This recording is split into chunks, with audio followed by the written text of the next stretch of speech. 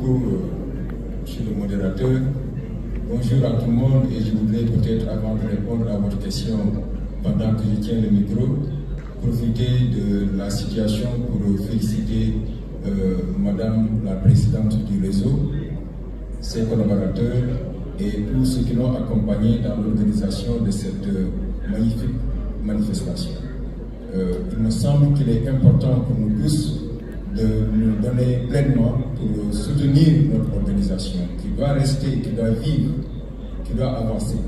Il ne faut pas qu'au bout d'un certain nombre d'années, qu'il y ait de la lassitude et qu'on commence à donc oublier ou délaisser un peu l'organisation. C'est une organisation extrêmement importante.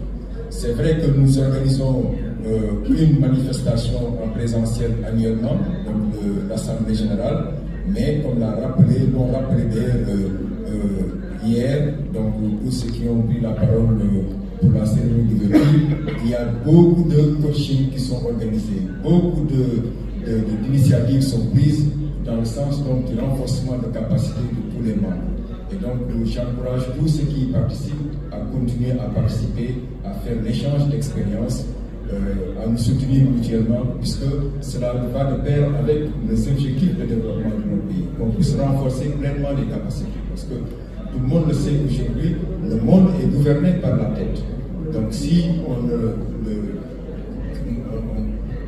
ne s'évertue pas à renforcer les compétences des uns et des autres, il y a de fortes chances qu'on ne puisse pas atteindre les objectifs de développement qu'on se fixe. Pour répondre à votre question, monsieur le modérateur, c'est vrai qu'aujourd'hui, on a la COP qui a remplacé l'AME. Et d'ailleurs, c'est une tendance, une mouvance de la plupart des autorités de régulation des marchés publics dans les différents pays de l'Afrique. Au Sénégal, la COP a pris le jour et donc, dans sa composition, comme dans le passé, il y a 3 organes à l'intérieur. Il y a le conseil de régulation, le comité de règlement des différends et la direction générale. Et donc, le comité de règlement des différends est l'instance chargée de résoudre les contentieux qui naissent dans les marchés publics. Ce qui est important de souligner, c'est que d'abord, la COP est rattachée à la présidence de la République. Mais un élément important, c'est l'indépendance de l'institution. Elle est rattachée à la présidence de la République, mais la COP ne reçoit ni instruction, ni ordre, ni consigne de la part de la présidence de la République.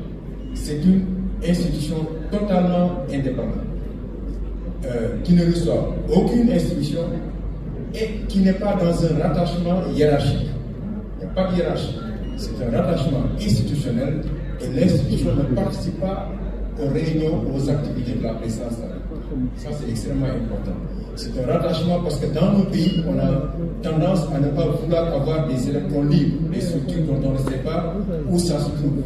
Donc, c'est un rattachement géographique.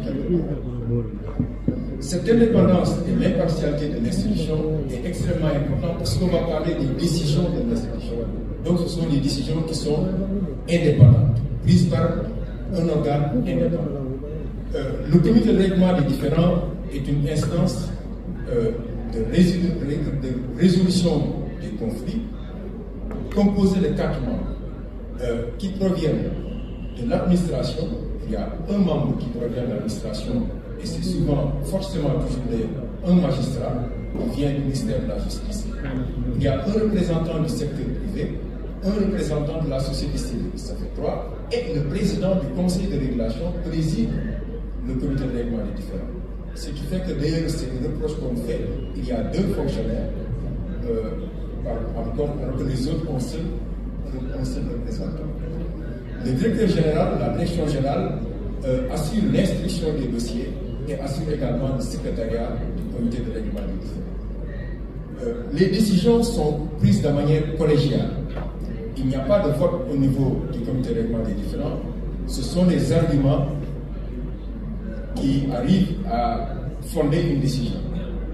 Il arrive souvent qu'on ne soit pas d'accord dans une session. Quand on n'est pas d'accord, on ne vote pas, on reporte la discussion à la prochaine session pour prendre une décision. Les décisions du conseil du comité de règlement des différends sont qualifiées par le décret, par la loi même, de décisions quasi-juridictionnelles. Donc ce ne sont pas des décisions juridictionnelles. Ce sont des décisions de régulation qui sont des décisions administratives, avec toutes les conséquences que cela implique. Le comité de règlement des différends siège de deux manières. Soit en commission litige, quand il y a une contestation sur une procédure, ou bien en commission disciplinaire, lorsqu'il y a une faute qui est relevée et que donc on le signale parce qu'une entreprise, une autre contractante, souvent une entreprise, a commis une infraction par rapport à la réglementation. Le comité de règlement des différends se réunit et prend des sanctions, des mesures disciplinaires qui consistent soit à des exclusions temporaires du champ des marchés publics ou des pénalités pécuniaires. On a deux chambres au niveau du comité de règlement des différends.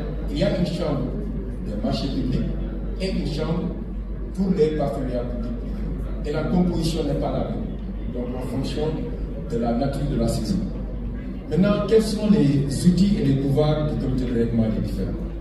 D'abord, il faut relever que tous les contentieux qui naissent dans le processus de passation, d'attribution et d'exécution des marchés publics peuvent être déférés au niveau du comité de règlement des différends qui rend une décision. Les décisions du comité de règlement des différends sont d'application immédiate et obligatoire. Elles sont contestables, on le verra tout à l'heure. Alors, la procédure, comment elle est organisée?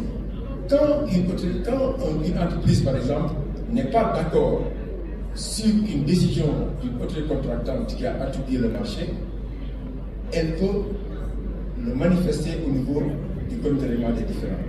Mais la réglementation dit ceci d'abord. Il faut procéder à un recours gracieux préalable qu'il faut exercer dans les 5 jours qui suivent la publication de l'attribution provisoire. Et l'attribution provisoire doit obligatoirement être publiée dans un journal de grande diffusion.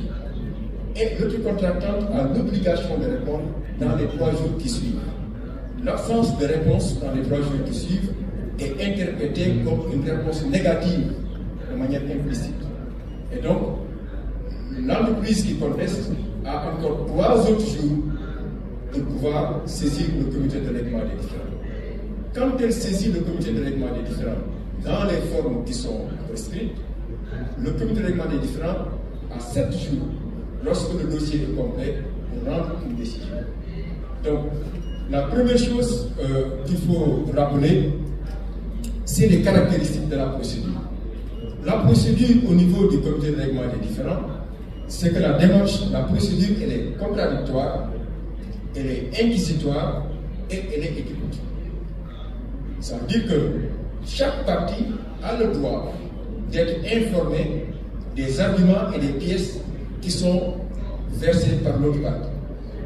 Que donc, en substance, le comité de règlement des différends ne peut rendre une décision sur la base d'une information méconnue par une des parties. Première chose, donc la contradiction. Inquisitoire, seul le comité de règlement des différends instruit toute la procédure de bout en bout. Aucune partie ne peut réclamer à l'autre partie l'attribution d'un document. Seul le comité de règlement des différends peut saisir chaque partie pour lui demander d'apporter tel ou tel autre document. Et donc, qui procède également à l'échange d'informations entre les parties. Pour que tout le monde soit informé des arguments de l'autre partie. Et la dernière chose, c'est qu'elle est écrite, la procédure. Aucun élément ne peut être versé de manière verbale. Tous les documents sont écrits, rédigés et envoyés au comité de règlement des différends. Le mémoire et l'ensemble des documents sont envoyés au CRD. Donc, tout est écrit et donc les documents physiques sont là. So let's conclude because we have to. 2 minutes et j'étais fini. La portée de la décision. Comme je l'avais rappelé, les décisions du comité de règlement des différends sont rendues dans les 7 jours et elles sont immédiates et obligatoires d'application. Elles sont contestables, puisque j'avais dit que ce sont des décisions administratives. Elles peuvent être contestées devant la chambre administrative de la Cour suprême, qui est la seule instance qui peut contester, qui peut annuler une décision du comité de règlement des différends pour excès de pouvoir. Mais la saisine de la Cour suprême n'est pas suspensive. Donc, la décision, même si on la conteste, on est obligé de l'appliquer. Parce que la célérité est une disposition nécessaire dans le domaine des marchés publics. Alors que, comme tout le monde le sait, le temps de la justice n'est pas le temps du régulateur.